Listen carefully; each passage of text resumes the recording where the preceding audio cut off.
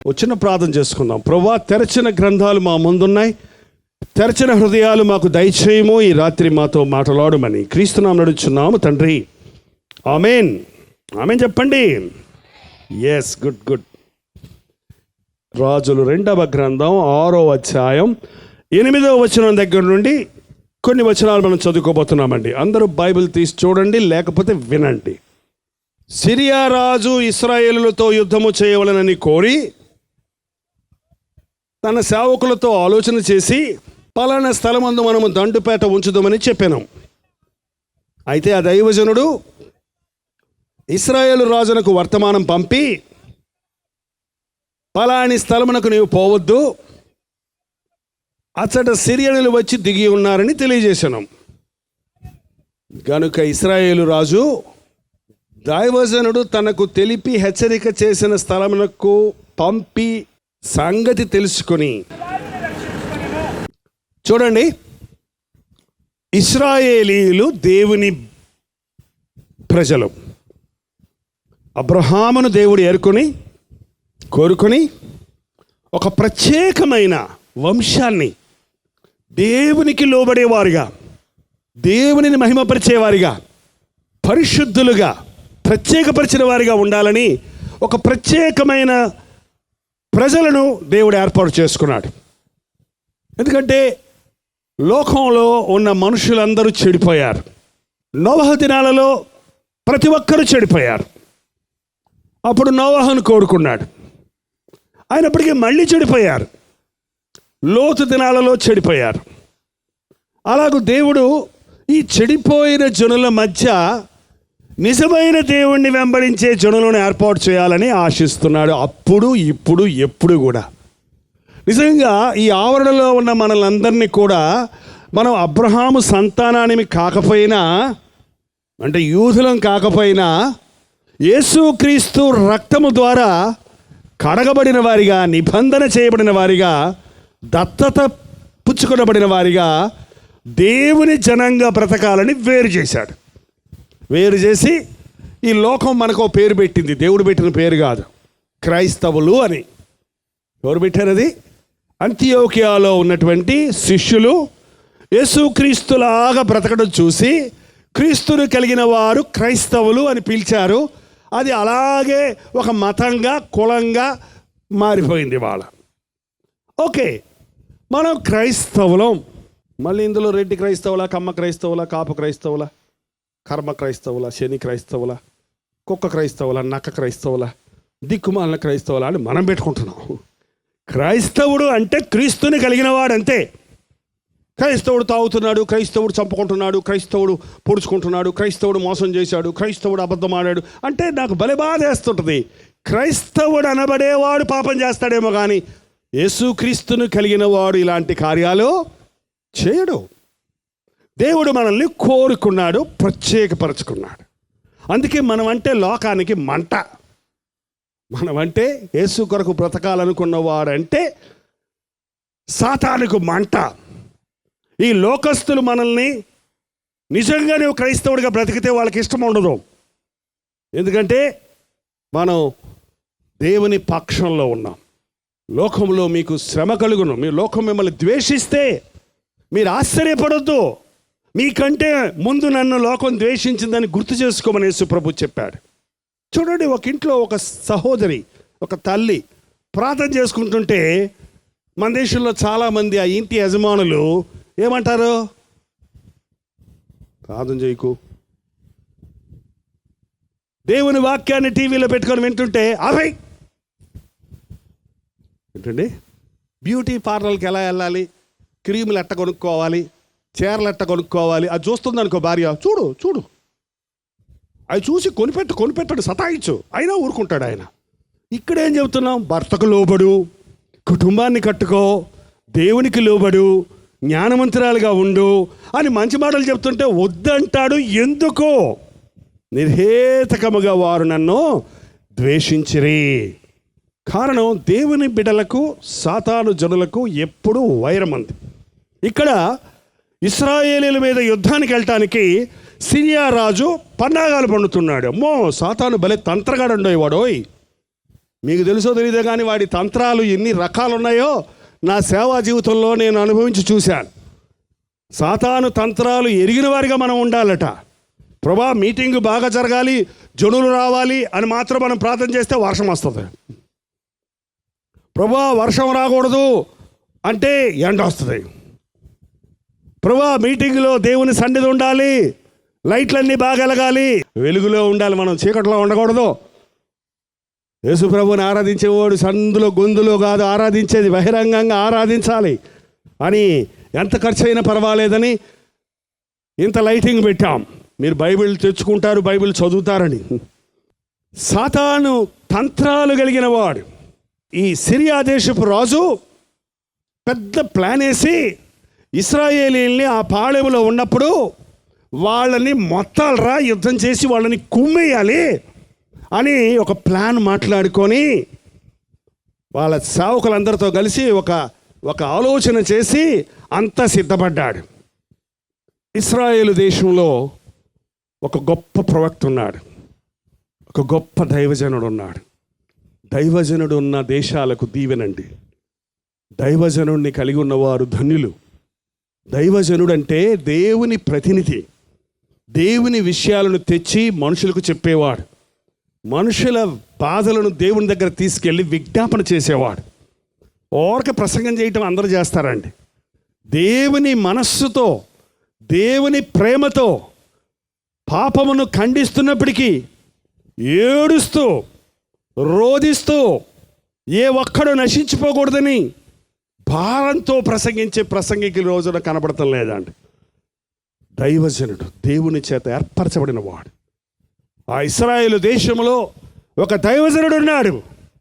ఎవరండి ఆయన? ఆయా సమయాల్లో చాలామంది దైవజనులు ఉన్నారు, కానీ ఈ అధ్యాయంలో ఉన్న దైవజనుడు ఎవరు? ఎలీషా. ఎవరండి ఆయన? ఎవరండి ఆయన? కొంచెం చెప్పండి. మీరు నన్ను మర్చిపోయినా పర్వాలేదు, ఎలీషాని మర్చిపోకండి. ఎవరండి ఆయన? ఎలీషా. 10th ఫెయిల్ అయ్యి ఉద్యోగం లేక సేవకు వచ్చాడు ఆయన. అవునా? కాదు. ఏ ఉద్యోగం లేక ఏ పని లేక రాలేదు. ఆయన చాలా భూస్వామి. 12 అరకలు బట్టి భూములు దున్నుతున్నాడంట. ఓ పెద్ద, ఈ రోజుల్లో ట్రాక్టర్లు వచ్చాయి కానీ అరక గట్టి ఒక భూమి దున్నుతున్నాడంటే వాడికి 12 అరకలు కట్టాడంటే చాలా భూమి ఉందన్నమాట. అంత భూస్వామి, ధనవంతుడి కుమారుడు. కానీ ఎప్పుడైతే దేవుడు పిలిచాడో, ఏలియా వచ్చి దేవుడిని ఏర్పరచుకున్నాడని దుప్పటి ఆయన మీద వేశాడో, బైబిల్లో ఏం రాయబడిందో తెలుసండి? ఆయన ఊళ్ళోకి వెళ్ళి ఆ యొక్క అరకలన్నీ కూడా కొట్టేసి కట్టెలుగా చేసి ఆ ఎడ్లను వండేసి ఊళ్ళో వాళ్ళందరికీ భోజనాలు పెట్టి నేను దేవుని సేవకి వెళ్తున్నాను అని చెప్పి వెళ్ళాడంట. ఏంటండి, దేవుని సేవకి వెళ్తుంటే ఇవన్నీ అమ్మేసుకొని బ్యాంకులో పెట్టుకొని దేవుని సేవకు రావాలి, కానీ వాటన్నిటిని వదిలేసి ఏదన్నా పెళ్ళికైతే విందు చేస్తారు, కానీ దేవుని సేవ చేయడానికి విందెందుకు? దేవుని సేవకి వెళ్ళడానికి విందెందుకు? దేవునికి లోబడతాం, ఆయనకి అంత సంతోషంగా ఉంది. దేవుడు నన్ను కోరుకున్నాడు అన్నప్పుడు అంత తృప్తిగా ఉంది. అన్నీ వదిలిపెట్టి ఏలియా దగ్గరకు వచ్చి బైబిల్ కాలేజీలో చేరాడు. బైబిల్ కాలేజీ వస్తామండి అంటారు మా దగ్గరికి చాలామంది. జైపాల్ ఫౌండేషన్స్ అంటే ఫౌండేషన్ పక్కన ఫౌండేషను పెద్ద పెద్ద బిల్డింగులు ఉన్నాయి కావాలనుకుంటున్నారు పాపం చాలామంది. ఎవరన్నా మా చర్చికి వస్తే తెలుస్తుంది మాది అంతా ఎలాంటి చర్చో. చాలామంది జైపాల్ గారు మేము వచ్చేస్తామండి సేవకు అంటే నా దగ్గర వచ్చేస్తున్నారు కొంతమంది. నేను ఒకటే మాట చెప్తాను, రావద్దని ఎవరికి చెప్పను, వచ్చేయమని చెప్పను. వచ్చి చూడు, నీకు ఇష్టమైతే వచ్చి చూడు, ఒక వారం రోజులు ఉండి చూసుకొని పో. ఏమండి 3 రోజులు ఉండగానే అయిపోద్ది వాళ్ళ పని. ఇదేనా? ఇక్కడేనా? బైబిల్ కాలేజ్ అంటే ప్రత్యేకమైన రూము, టేబులు, బెడ్ మంచం, బీరువా, కుక్కు, వంట చేసి పెడతానికి డైనింగ్ రూము అన్నీ ఉండే బైబిల్ కాలేజీలు బోల్డ్ ఉన్నాయండి. ఎలీషాకి ఏం బైబిల్ కాలేజ్ అంట? ఏలియా చేతుల మీద నీళ్లు పోసేవాడంట, ఆయన పంచులు ఉతికేవాడంట, ఆయనకు వంట చేసి పెట్టేవాడంట, ఆయన ఎక్కడికి పోతే అక్కడికి కూడా ఆ మూట మోసుకొని వెళ్ళేవాడంట, అంతే. కానీ దైవజనుని వెంబడించడం చాలు. ఆ దైవజనుని మనస్సు, ఆ దైవజనుని భారం, ఆ దైవజనుని ఆత్మ నాకు ఇస్తే చాలు, నాకు వస్తే చాలు అనుకున్నాడు, అంతే.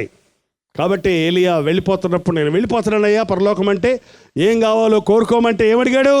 నీ మీద ఉన్నటువంటి ఆత్మలో నాకు 2 ఇమ్మని అడిగాడు.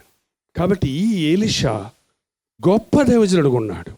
ఇశ్రాయేలు రాజుకు గౌరవం ఇచ్చి, ఇదిగో సిరియా రాజు నీ మీద మోసం చేస్తున్నాడు, నిన్ను జయించడానికి పన్నాగం పన్నాడు, పలానా స్థలంలో తన సైన్యాన్ని అంతా చమకూర్చుంచాడు, అక్కడికి మీరు వెళ్ళొద్దు అని కబురు పంపించాడు. అక్కడికి ఇశ్రాయేలు రాజు దైవజనుడి మాట విని వెళ్ళలేదు. వాళ్ళు ఇంకా కూర్చొనే ఉన్నారు, వస్తారు కుక్కుదాం అని.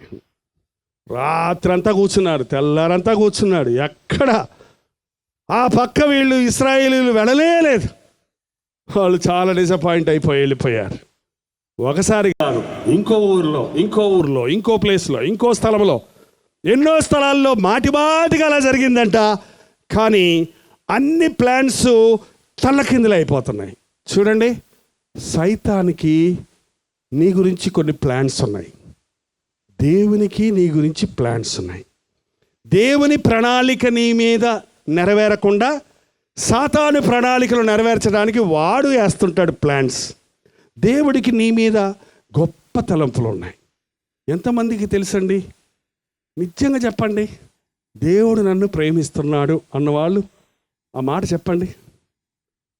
మా అమ్మ కంటే, నాయన కంటే, మా ఫ్రెండ్ కంటే, మా ప్రేయసి కంటే, ప్రియుడి కంటే, నా భార్య కంటే, నా భర్త కంటే నన్ను నా యేసయ్య ఎక్కువ ప్రేమిస్తున్నాడు.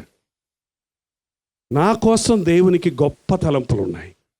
ఏడుస్తూ ఉండాలనో, రోగాల పాలైపోవాలనో, అప్పుల్లో కూరుకుపోవాలనో, అవస్థలు పడాలనో ఎవ్వరి పట్ల దేవునికి ఆలోచన లేదు. కానీ ఎందుకు ఈ రోజున ఎంతోమంది అప్పుల పాలైపోతున్నారు?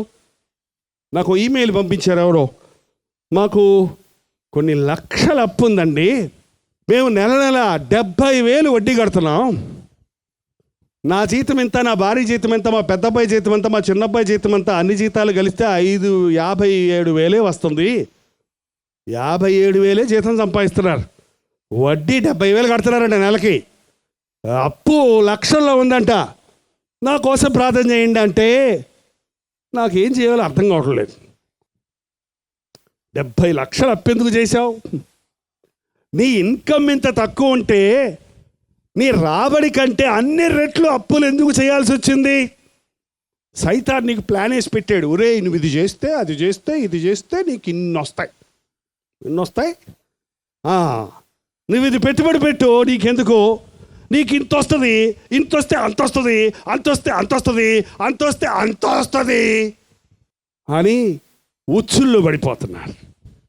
ఎంతోమంది దినాల అప్పుల్లో ఉన్నారు. చెయ్యెత్తమంటే బాగోదు, కానీ నాకు తెలుసు మీలో చాలామంది అప్పుల్లో ఉన్నారని. నువ్వు అప్పుల్లో ఉండాలన్నది దేవుని ఉద్దేశం కాదు. సమృద్ధిగా నీకు ఇవ్వాలని దేవుడు ఆశపడుతున్నాడు. నీ గిన్నె నిండి పొరలాలని దేవుడు ఆశిస్తున్నాడు. నీ రాబడి నీకు సరిపోగా మిగలాలి. అంతేగాని చివరి 3 రోజులు వచ్చేటప్పటికి, 30వ తారీఖు వచ్చేటప్పటికి 10 పైసలు చేతిలో లేకుండా, 1వ తారీఖు వచ్చినప్పుడు జీతం తీసుకొని వడ్డీలకో, అప్పులకో, ఆ రెంట్కో, కరెంటు బిల్లుకో కట్టేసి మళ్ళీ 3వ తారీఖునే చేతులు దుడుపుకునే బతుకు దేవుడు నీ కొరకు కలిగి ఉన్నది కాదు. సాతాను ప్లాను నువ్వు గుర్తించడం లేదు. సాతాను ఉద్దేశాలను, వాడి యొక్క మోసాలను నువ్వు గ్రహించడం లేదు. దేవుని దగ్గర మోకరించి దేవుని చిత్తాన్ని ఎరగటం లేదు. ఒకవేళ నీకు అంతగా దేవుని చిత్తం తెలియలేని పరిస్థితులు ఉంటే దైవజనుల దగ్గరకు వచ్చి నీ సమస్యను చెప్పుకొని, అప్పులైపోయాక వచ్చి ప్రార్థన చేయమంటున్నారే కానీ అప్పు చేయాల్సిన పరిస్థితి వచ్చిందండి, అప్పు తీసుకోమంటారా అని ఎవరన్నా అడుగుతారా ప్రార్థనకి? నన్ను ఇంతవరకు ఎవరు అడగలా. చాలా కష్టంగా ఉందండి, అప్పు తీసుకుందాం ఉన్నదండి, ఎవరు అడిగినట్టున్నారండి కొంతమంది. అప్పు చేసి ఎత్తైనా ఈ అద్దెలలో పడలేకపోతున్నామండి, ఓ సొంత ఇల్లు కట్టుకుందామని ఆశ ఉందండి, ప్రార్థన చేయండి అని అడిగాడు ఒక ఆయన వచ్చి. సరేనన్నా కట్టుకో, ఎలా కడతావు అన్నది. అప్పు చేసి కట్టకయ్యా, అప్పు చేయనండి, లోన్ తీసుకుంటానండి అన్నాడు. ఇప్పుడు అప్పు చేయను, లోన్ తీసుకుంటానంటే అప్పు ఏంటి, లోన్ ఏంటి? అది ఇంగ్లీష్ మాట అంతే. అసలు నీ దగ్గర ఎంత ఉంది? నా దగ్గర 90 పైసలు లేదండి. యెహోవా ఈరే, దేవుడే చూసుకుంటాడండి. అప్పు చేసి అప్పు దొరికేటట్టు ప్రార్థన చేయండి. అదేంటాడు ఆయన? అటు భక్తిని యుక్తిని కలిపేసి చాలామంది చిక్కుల్లో పడిపోయి ఆ ఉన్న స్థలం కూడా అప్పులకి ఇచ్చేస్తున్నారు. మొత్తం ఇల్లు అమ్ముకొని వెళ్ళిపోతున్నారు చివరికి అప్పులు తీర్చలేక. దేవుని చిత్తంలో ఇల్లు కట్టు, దేవుని చిత్తంలో పెళ్లి చేయి. ఒక ఆయన అడిగాను, ఎందుకయ్యా ఇన్ని అప్పులు చేసావంటే 3 పెళ్ళిళ్ళు చేశానన్నాడు. పెళ్ళిళ్ళు చేస్తే అప్పులు ఎందుకు పడ్డావు? మరి పెళ్లి చేయాలి కదండి, ఠాన్ చేయాలంట. పెళ్ళి ఎక్కడ చేయాలంట? ఒక్కరోజు కోసమంట అందరూ అబ్బో అని తినిపోవాలంట అందరం. ఆ తర్వాత వీళ్ళిద్దరు పెళ్ళైన వాళ్ళిద్దరికి తినడానికి తిండే ఉండదంట. ఎందుకంటే ఆర్భాటాలు? ఆ పెళ్లి ఖర్చు ఏదో ఆ పెళ్లి కొడుకు పెళ్లి కూతురికి ఏదన్నా ఒక ఆదాయం వచ్చేటట్టు చేసి పెడితే వాళ్ళు సౌఖ్యంగా జీవితకాలం బతుకుతారు కదా. ఒక్కరోజు ఆర్భాటం కోసం అప్పులు చేసి ఆ తర్వాత తిప్పలు పడుతున్నారు. దేవుని ఉద్దేశాన్ని ఎరగండి. దేవుడు నువ్వు లేమిలో ఉండాలని కాదు, నువ్వు వృధాపరుచుకుంటున్నావు, నువ్వు అన్యాయం చేస్తున్నావు, నువ్వు బాధలు తెచ్చిపెట్టుకుంటున్నావు. చాలామంది చెప్తారు, నాకు అల్సర్లండి, పొట్టునండి అల్సర్లండి. ఎందుకమ్మా అల్సర్లు నీకు? నాకు కడుపు మంట అండి. ఎందుకమ్మా మంట నీకు? నా తోటికోడలు చూస్తే నాకు మంట అండి. తోటికోడలు చూస్తే నీకెందుకమ్మా మంట? అది నిన్నగాక మొన్న పెళ్ళి అయిందండి, దానికేమో ఎంత వైభవం, నాకేమో ఏమీ లేదు. అది మొన్న ఇంతలా గొలుసేసుకొచ్చిందండి, అది చూడంగానే నాకు మంట మంట మంట మంట, కడుపంతా మంట. ఏమండి? అసూయ, ద్వేషం ఆరోగ్యాన్ని పాడు చేస్తాయి. బీపీ అంటారు చూసారా, రక్తపోటు. నువ్వు హృదయంలో సమాధానం లేకుండా ఉన్నప్పుడు నీ రక్తం ఉడుకుతుంది లోపట, ఉడుకుద్ది అన్నమాట. ఉడికేది బలహీనమైపోద్ది. నీ విరోధులను క్షమించు. ఇతరులను చూసినప్పుడు సంతోషించే వాళ్ళతో సంతోషించు, దుఃఖపడే వాళ్ళతో దుఃఖపడు. ఇతరులకు సమృద్ధిగా ఉంటే ఆనందించు. నీకంటే ఇతరులు బాగుంటే సంతోషపడు. ఇప్పుడేం పోయింది? ఎందుకు నువ్వు అసూయ పడటం వల్ల నువ్వేమన్నా చేయగలవా? చింతించడం వల్ల ఎవరైనా 3 ఎత్తు చేసుకోగలడా? చింతించడం వల్ల ఎవరైనా తన బ్రతుకును మార్చుకోగలడా? నీకేదైనా కావాలంటే దేవుణ్ణి అడుగు, కానీ పక్క వాళ్ళని చూసి అసూయ పడవద్దు. నీవు చేసిన పాపం వల్లే నీ శరీరాల్లో రోగాలు, నీ కుటుంబంలో సమస్యలు, నీ జీవితంలో ఇబ్బందులు తప్ప దేవుడు హృదయపూర్వకముగా నరులకు విచారమునైనను దుఃఖమునైనను కలుగజేయవాడు కాడు. దైవజనుడు ఇచ్చినటువంటి హెచ్చరికలను పాటించాడు ఇశ్రాయేలు రాజు. కాబట్టి శత్రువు చేతికి చిక్కలేదు వాడు. దేవుని వాక్యాన్ని నీవు వింటుంటే, వాక్యానుసారంగా జీవిస్తుంటుంటే, ఇదిగో ఇలాంటి సభలలో ఇవ్వబడిన వర్తమానం, అనుదినము టీవీల్లో వచ్చే వర్తమానాలు, మీ ఆదివారం నాడు మీ ఆలయాల్లో ఇచ్చేటువంటి వర్తమానాలు మీరు నిజంగా అనుసరిస్తే సాతాను కుయుక్తులు మీరు తెలుసుకోగలుగుతారు.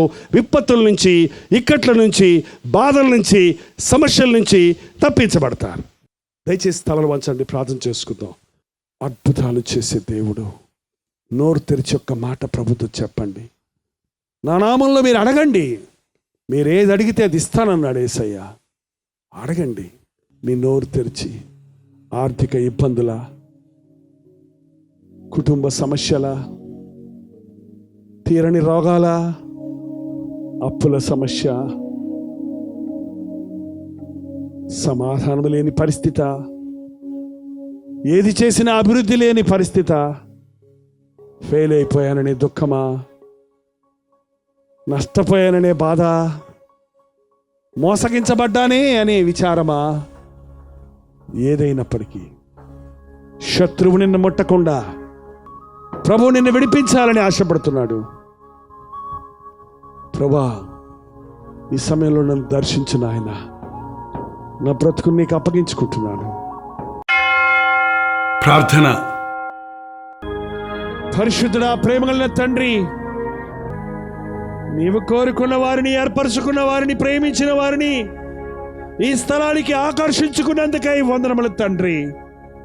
ఇక్కడ ఉన్న ఒక్కొక్కరు నీ దృష్టిలో బహు విలువైన వారని, నీ చేత ప్రేమించబడిన వారని, నీవు దీవించాలని ఆశీర్వదించిన వారని నమ్ముచున్నాము నాయన.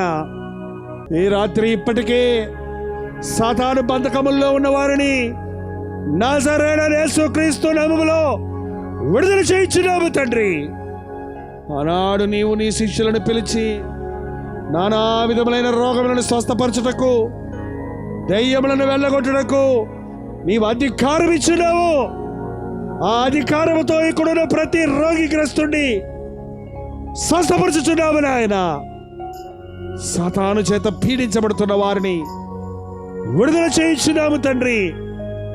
దురభ్యాసాలకు, దురలవాటులకు బానిసలై తిరుగుబాటుకు, అసూయకు, కోపములకు, ద్వేషములకు, పగకు, కలహములకు చోటిచ్చి, వ్యభిచారములకు, కామాత్రతకు చోటిచ్చి తాము నాశనం చేసుకుంటున్న వారందరినీ ఇప్పుడే నీ నామములో విడుదల చేయించున్నాము తండ్రి. ఇక మీదట పాపము జోలికి పోకుండా ప్రభువును కలిగి జీవించే నూతన జీవితాలను దయచేయి నాయన. నీ ఆత్మకార్యాలను బలముగా చూడడానికి సహాయము చేయము.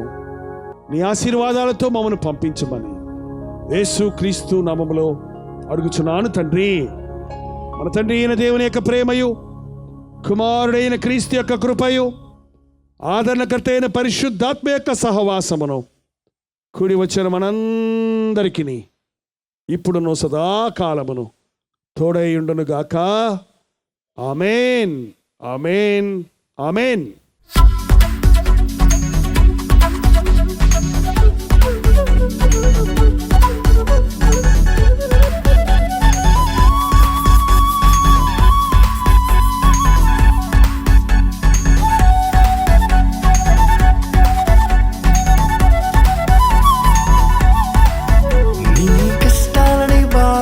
శ్రమలన్నీ తీర్చే అనాథుడు యేసే. నీ కష్టాలని, బాధలన్నీ, శ్రమలన్నీ తీర్చే అనాథుడు యేసే. ఆది నుండి ఉన్నవాడు ఆ దేవుడు, అద్భుతాలు చేసేవాడు నా యేసుడు. ఆది నుండి ఉన్నవాడు ఆ దేవుడు, అద్భుతాలు చేసేవాడు నా యేసుడు.